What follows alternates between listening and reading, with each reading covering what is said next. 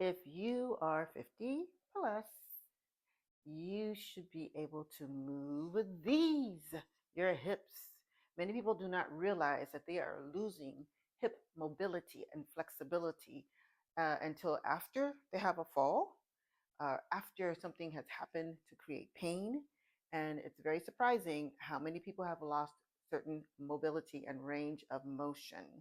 You might be losing that hip range of motion, and it might be showing up in how certain things are becoming difficult to do. But many times people are losing that ability and they're losing strength along with that and have no idea. And again, pain is not always the first indicator that something is going on until something traumatic starts to happen.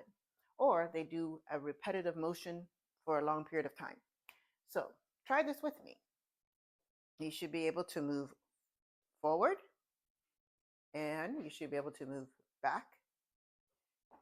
Let's try crossing across the body and let's try lifting that leg out to the side.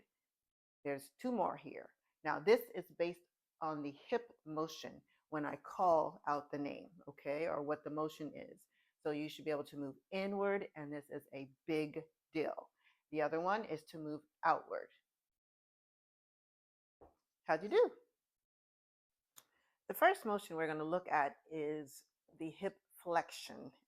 And many people know this as bending the knee up towards the chest. Now, if we're having problems with hip flexion, that's going to show up in the inability to do squatting, getting down, up and down from chairs or the floor. And you'd be surprised. I've had people who are in their 50s and they stopped getting down onto the floor. That's when things start to become a problem. So getting down onto the floor is a critical ability that you want to maintain in order to have safety and longevity.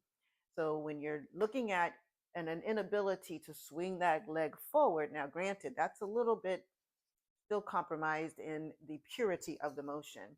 So I'm going to show you what you can do if you have difficulty lifting that leg out, or if you have difficulty, some people when they're sitting, they have difficulty just pulling the knee up towards their chest. Other people, again, it's the squatting. They can only get down but so much. So when we're doing a way of getting this to improve, we can do a knee to chest. And that's simply just bringing the knees up towards the chest. Now, the true flexibility is that you're able to get the knees to touch or the thigh to touch your ribs. And if you are unable to do that, and there's a gap here, or if you're way out here, it is time to get to work. But if there's any gap here, then you want to pay attention to where are you feeling restriction.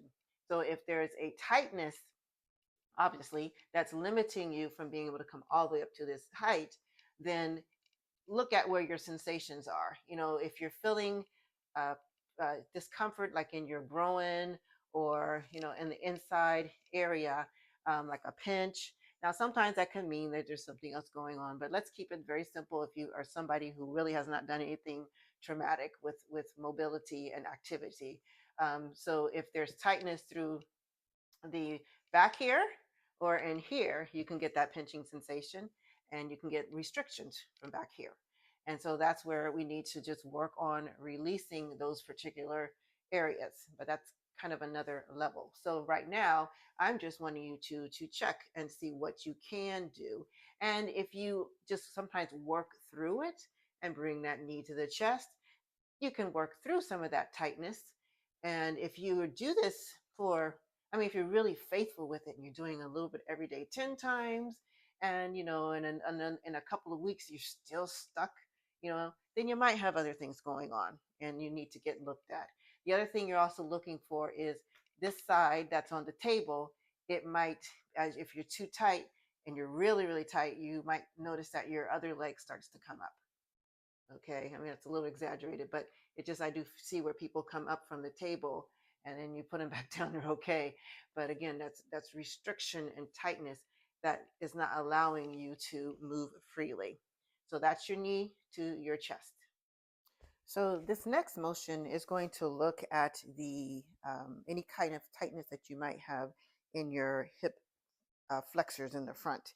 And when you are not able to have good range, people don't, this is a very subtle thing that shows up. And I watch people walking in airports, it's a PT in me. But anyway, I watch people walk in the airport and I can see the, what we call gait of people who are older and people who are just getting stiff and they're kind of on their way to changing a change in their walking pattern.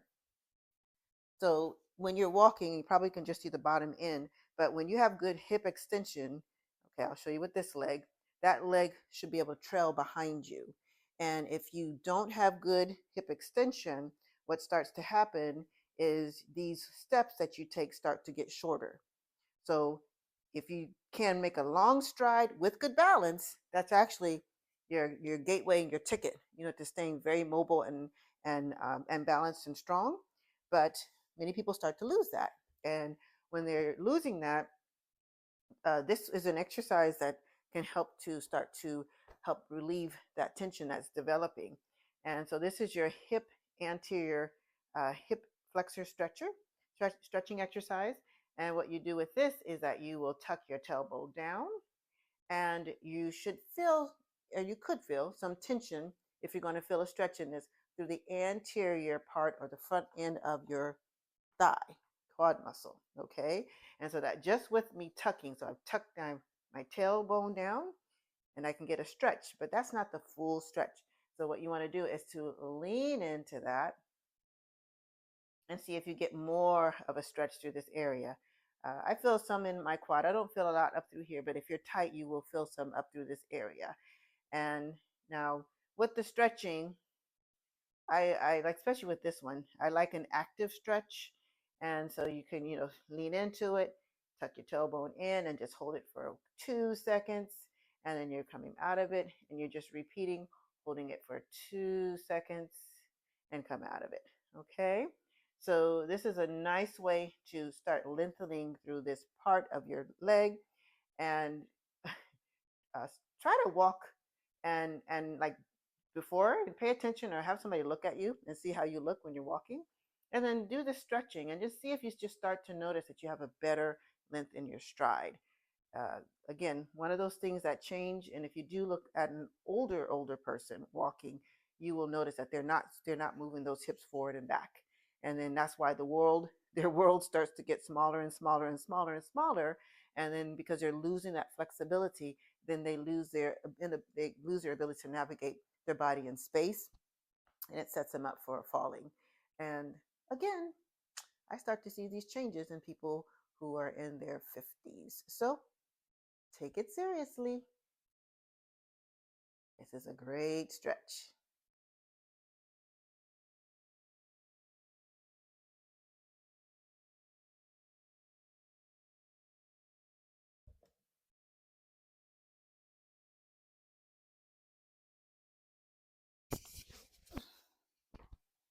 Okay, so I'm going to keep this clean and I'm going to limit this video series to 3 movements, not to overwhelm. And if you are having trouble with other ones, then you can reach out to me. So this next one I want to show you, because what I have found is that when people lose this ability to move their hips inward, especially, and outward, but inward especially, they will have problems with the knees and with the back. Now, and or some people, it's just things kind of gravitate more towards one region of the body than others. But this is a critical range that you want to be able to maintain. And so you can do this in sitting. And what you're just doing is, I call these hip windshield wipers. I don't know what else people call them, but I think they're like windshield wipers. And you're basically getting the knees down to the floor. Okay. And I'm moving back because I was doing this before, it wasn't picking up the motion. Okay, so that is hip windshield wipers.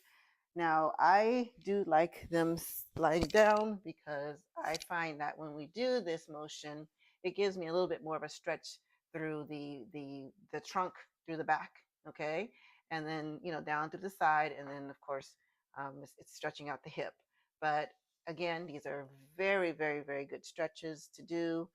And I would guarantee that when you do this, you're going to feel stretching in places you didn't realize you could stretch. So, again, very critical. And when people have limitations with their um, rotation, uh, I have had people who have popped their knee because their hips did not move the way they should have because they couldn't, and they were turning and they were kind of stuck, and then the stress goes to the knee.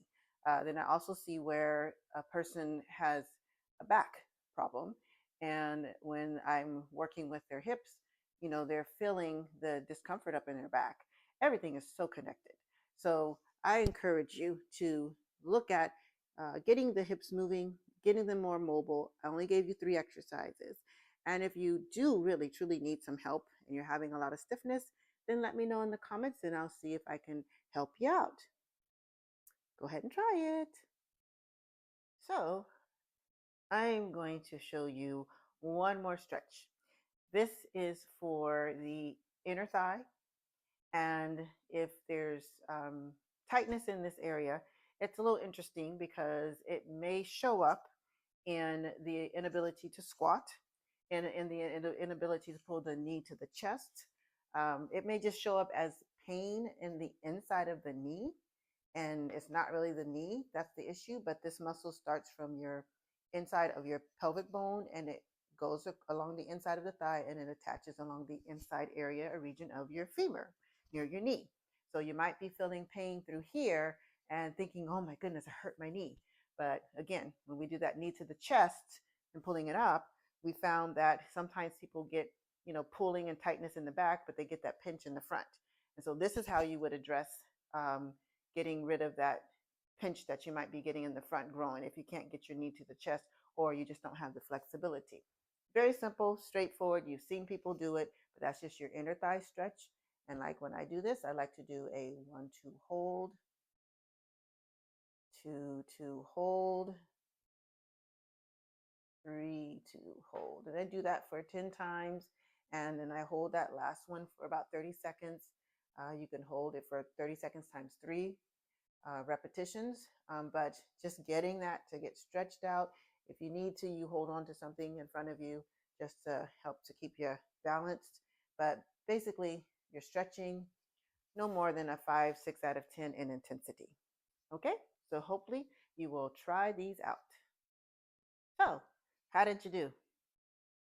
These still should move and move well. You don't need extreme motions, you just need consistency.